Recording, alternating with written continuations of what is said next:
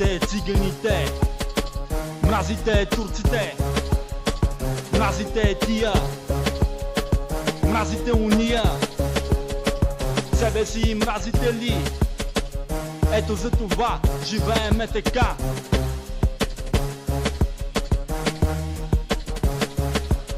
Обикалям света, все едно си нямам къща. България не иска никой в нея да се връща.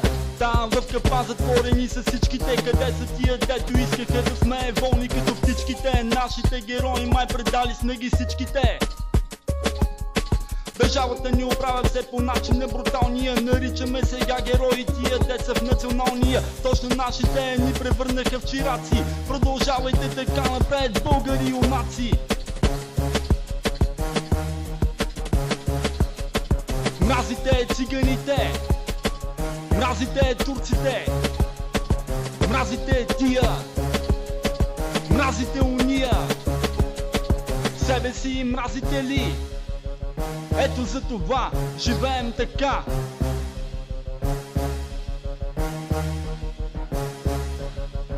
No mercy, този бунт преживях. Тогава в парламента видях страх, видях хиляди цивилни войни обърнати срещу тях. Час-два по-късно ядоха предах.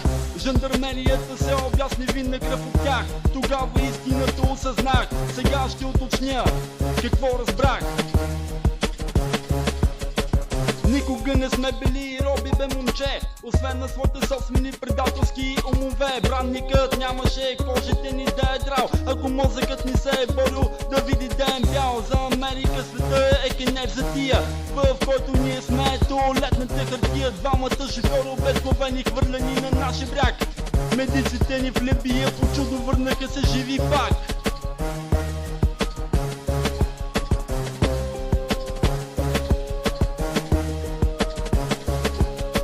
Мразите циганите, мразите турците, мразите тия, мразите уния.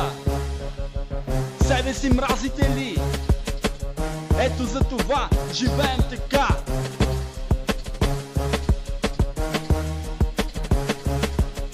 Ще продължа напред в своята мисъл. Комунизма щастието ни беше го подписал. И при нас всички бяха равни, нямаше ги днешните гаври. Демокрация и с турци и цигани един народ сме, и пак сме равни.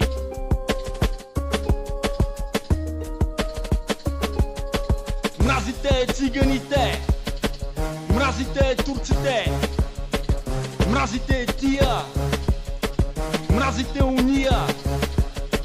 Себе си мразите ли? Ето за това живеем така.